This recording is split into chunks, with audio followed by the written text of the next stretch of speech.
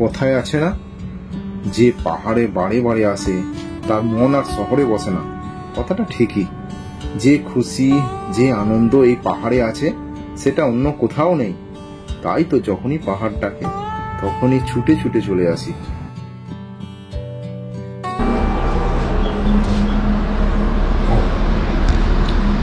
তো good morning. ঘড়িতে এখন সময় হয়েছে ঠিক 6টা, আর চলে এসেছি হোটেল যুবরাজ প্যালেসের ঠিক বারান্দা যে রুমে আছি। আর আমাদের কালকে রাতের গাড়িটা কথা ছিল, দেখো ওই দেখো গাড়িটা দেখতে পেয়েছো, এই হচ্ছে চলে গেছে রোড একদম সোজা রূপডিহার নেপালগঞ্জ, একদম এটাই দিয়েই যাবো। কালকে এসেছিলাম এটা দিয়ে, আর এদিকে যাব নেপালগঞ্জের দিকে। আর একদম সকালবেলায় যে একটু হরলিক্স নিয়ে বসেছি, আর রুমের অবস্থা তো একদম ততই বছো। এ দেখো না কী অবস্থা, কীরকম সব গোছানো আছে। এই যে মুড়ি, ছোলা, বাদাম, সকালবেলার ব্রেকফাস্ট, আর সকাল সকাল আজকে বেরিয়ে যাবো। তো এই হচ্ছে ব্যাপার। আর তোমাদের আপাতত এখান থেকে 188 কিলোমিটার হচ্ছে নেপালগঞ্জ।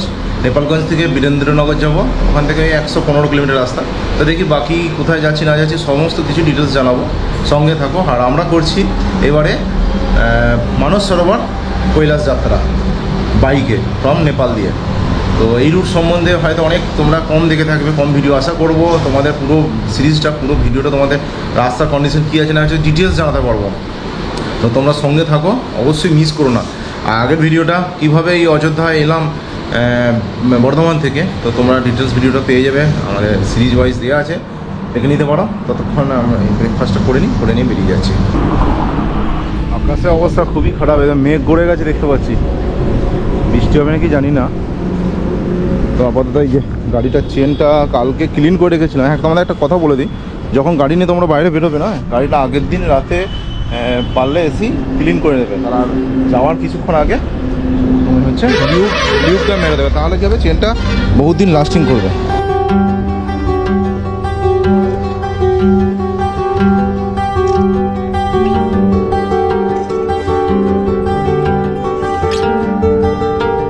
আমাদের প্যাকিং সব কমপ্লিট, এই যে সব বাঁধা কমপ্লিট হয়ে গেছে ব্যাগপত্র। জারে জলও ভরে নিয়েছি, খাবার জলও ভরে নেওয়া হয়েছে। ছিলাম কালকে এই যে হোটেলটায়, ওই রুমটায় ছিলাম, হোটেল যুবরাজ প্যালেস। আর টাইম হয়ে গেছে এখন সকাল 7:26। তো আপাতত আমরা যাত্রা শুরু করব, তার মোটামুটি রেডি। টাইম হয়ে গেছে 7:40, আর আমরা জাস্ট হোটেল থেকে বেরোচ্ছি। এখান থেকে ডিস্টেন্স দেখাচ্ছে রূপাইদিহা বা নেপালগঞ্জে ডিস্টেন্স দেখাচ্ছে এখান থেকে 250 কিলোমিটার, আর এই মোটামুটি 5 ঘন্টা টাইম দেখাচ্ছে। তো আজকে যাত্রা শুরু করে যাক। জয় মা তারা, হর হর মহাদেব, জয় শ্রীরাম। তো অযোধ্যা পুণ্যভূমি, অযোধ্যা ধাম, রামের নাম নিয়ে আজকের যাত্রা শুরু করলাম বাবার দর্শনে, কৈলাস মানস সরোবর। আমরা যে রুটটা নিয়েছি এবারে সেটা হচ্ছে লিমিলাপচা রুট। হয়তো রুটটা একটু অপরিচিত, তবে যারা একটু খোঁজখবর রাখে তারা জানে যে এই রুটটা দিয়েও কৈলাস দর্শন হয়। রাস্তা ভালোই আছে দেখাচ্ছে মোটামুটি, তবে কতটা ভালো থাকবে জানি না, যতটা আছে। চলো, NH-27 এটা। তো মেন রোড থেকে বাঁ দিকে নিয়ে নেবো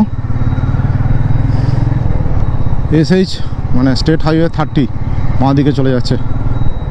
তো এই রোডটা নেবো, আর উপরে চলে গেল সোজা 24।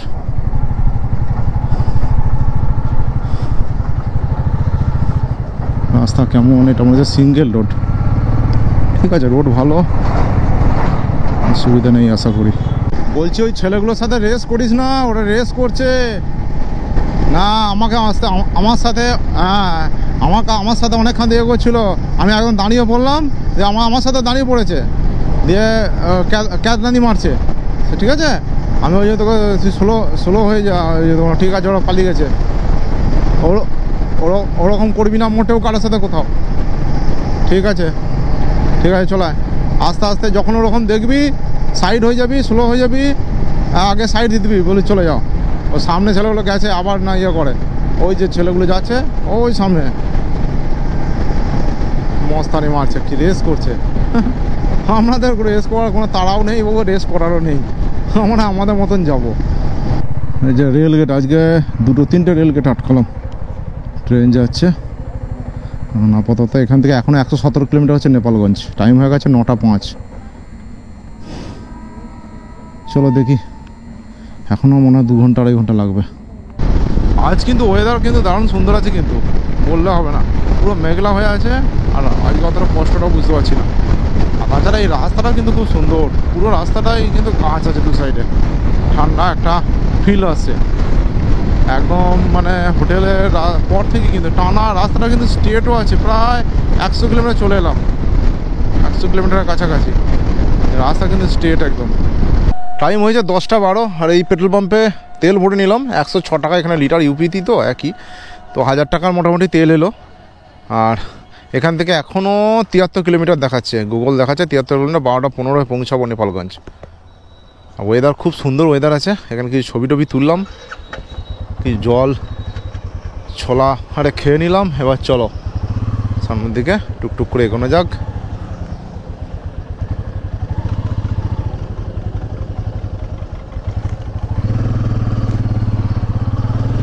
যত নেপালের দিকে এগোচ্ছি তত কিন্তু সবুজের সমারোহটা কিন্তু বেড়ে গেছে অলরেডি।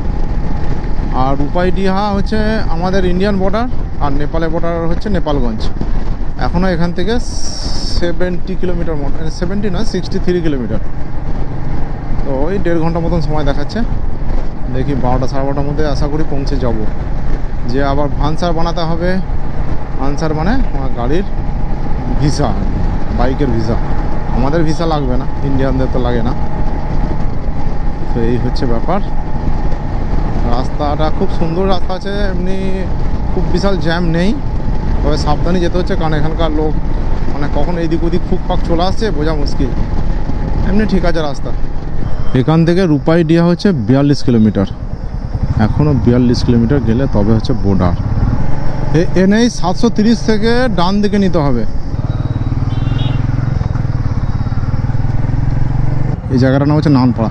এই বাঁদিকে সামনেই, পিছনে জাস্ট পিছনেই বাঁদিকে চলে গেল পিলবিট। এখান থেকে 228 কিলোমিটার। এই রে টোটোর সাথে মনে হচ্ছে অ্যাক্সিডেন্ট, লরির অ্যাক্সিডেন্ট হয়েছে এখানে। এই রে কার কি হলো? হ্যাঁ, সর্বনাশ কাণ্ড, বিশাল অ্যাক্সিডেন্ট হয়েছে। মারুতি ভ্যান একদম চাকা ফাঁকা ভেঙে চলে গেছে। মারুতি মনে হচ্ছে, তো গাড়ি কোথায়? গাড়ি ওই নিচে। এ বাবা, কিছু হয়েছে নাকি কারো কি জানি, পুরো গাড়ির কিছু নেই। ও বাবা, বিশাল অ্যাক্সিডেন্ট হয়েছে, বিশাল অ্যাক্সিডেন্ট হয়েছে। তো এই হচ্ছে রূপাইডিহা, এটা হচ্ছে ল্যান্ডপোর্ট, সামনে হচ্ছে বর্ডার, ভারত নেপাল বর্ডার। আর নেপালের বর্ডার ওই সাইডে হচ্ছে নেপালগঞ্জ, আর এইদিকে হচ্ছে রূপাইডিহা, এটাই রূপাইডিহা। চলো বানসারটা বানাই। দেখো বর্ডারের মার্কেটটা দেখেছো, জমজমাট মার্কেট একদম, একদম ইন্টারন্যাশনাল বর্ডারের মার্কেট আর কি। এই চলে এসছে একদম বর্ডার।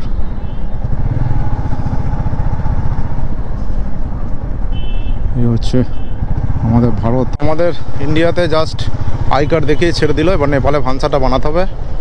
এই হচ্ছে নেপাল। তো দ্বিতীয়বারের জন্য আবার নেপালে এন্ট্রি করছি। তো welcome to Nepal, second time. এই হচ্ছে নেপালের গেট।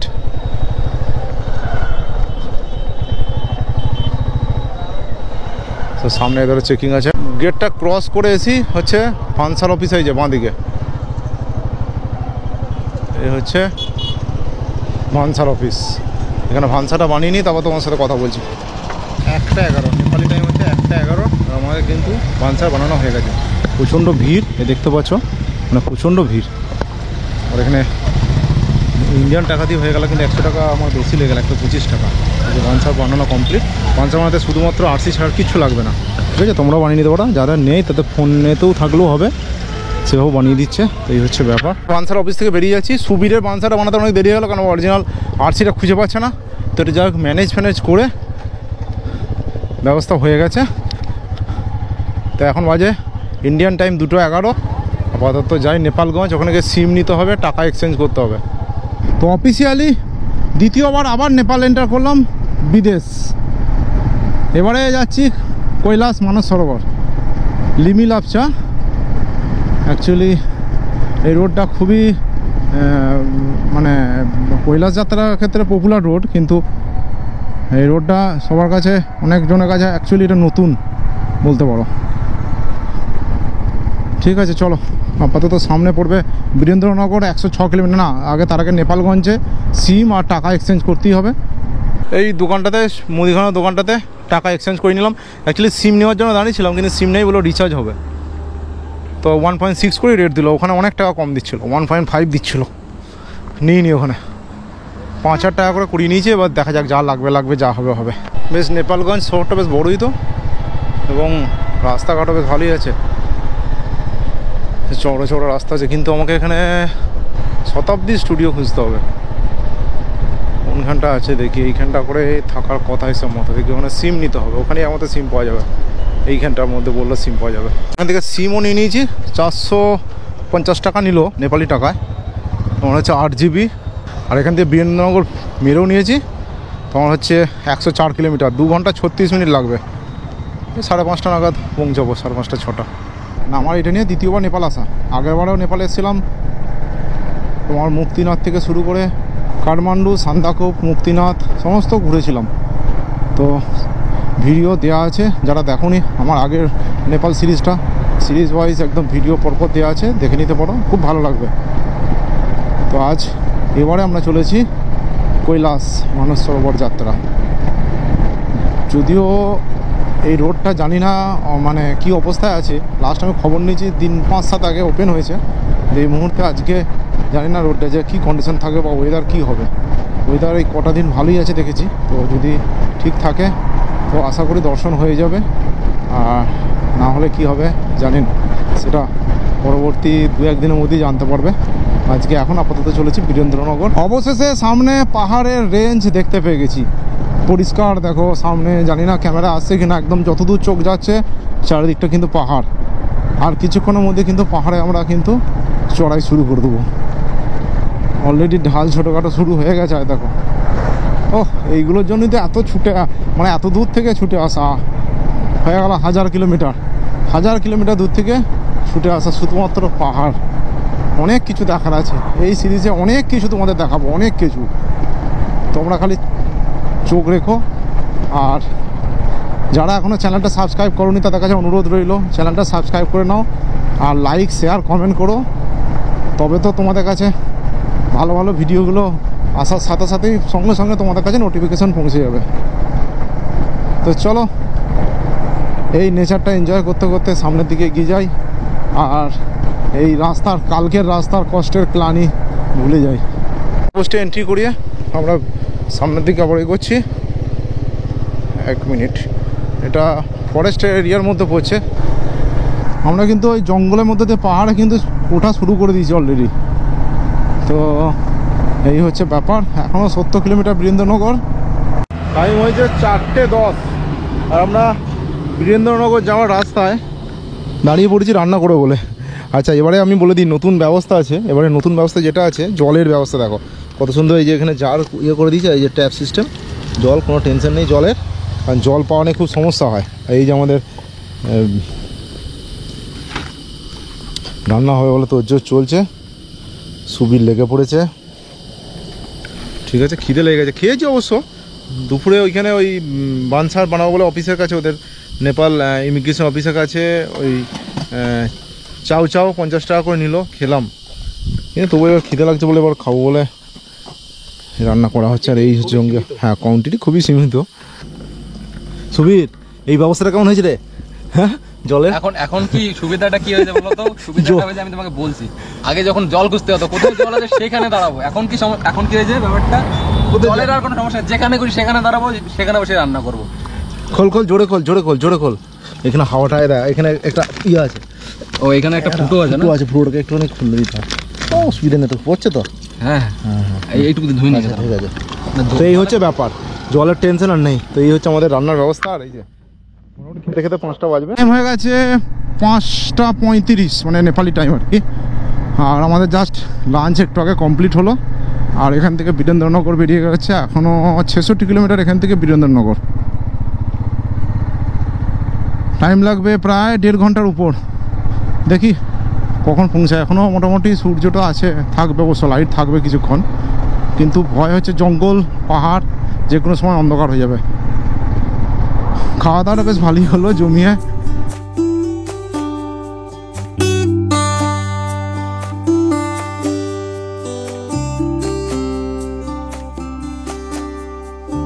খালি সিনারিটা দেখো, নিচের নদীটা কত সুন্দর লাগছে এখানে, কিন্তু মানে সে আবছা হয়ে আছে কুয়াশার জন্য। এই জায়গাটা দেখো, দু সাইডটা পাহাড়, মাঝখান দিয়ে এই ভ্যালিটা, তার মধ্যে দিয়ে রাস্তা, অপূর্ব লাগছে। বীরেন্দ্রনগর এখনও 30 কিলোমিটার এখান থেকে। জায়গায় রাস্তাটা দেখো খালি, ও কি লাগছে, দারুণ দারুণ। এক একটা জায়গা এত সুন্দর লাগছে, সত্যি বলে বোঝানো যাবে না।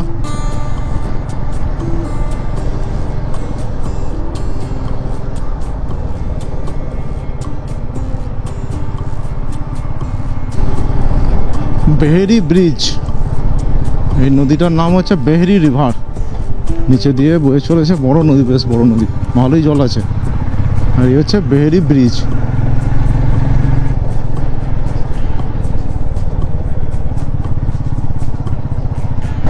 টাইম হয়েছে নেপালি টাইম 7:30, আর বীরেন্দ্রনগরে কিন্তু চলে এলাম। দেখো 4 লেন রাস্তা এখান থেকে স্টার্ট হয়ে গেল। বীরেন্দ্রনগরটা মনে হচ্ছে এই রুটের বড় শহর একটা। তো যাই, মোটামুটি এবার হোটেল বা হোমস্টে কিছু একটা দেখতে হবে। এখন টাইম হয়েছে রাত 10:39। বীরেন্দ্রনগরে এসছি তখন এখানে বাজবে 8টা হবে। তো জাস্ট খাওয়া দাওয়া করে, এই খাওয়া দাওয়া শেষ হলো আর কি। কাল আমাদের প্রোগ্রাম আছে, মোটামুটি সিমিকোটের রাস্তাটা ধরবো। রাস্তাটা অফরোড কিছুটা ভালো, এরকম মিলিয়ে মিশিয়ে আছে। তো দেখা যাক কতটা কি ডিস্টেন্স বা কীরকম রাস্তা কন্ডিশন, সমস্ত কিছু তোমাদের জানাবো, তার জন্য সঙ্গে থাকবে। আর আজকের ভিডিওটা যদি তোমাদের ভালো লাগে থাকে অবশ্যই লাইক শেয়ার কমেন্ট করে দিও। আর যারা চ্যানেলটা এখনও সাবস্ক্রাইব করোনি তাদের কাছে অনুরোধ রইল চ্যানেলটা সাবস্ক্রাইব করে নেওয়ার জন্য। তো ঠিক আছে, আপাতত গুড নাইট, বিদায় নিচ্ছি, জয় হিন্দ।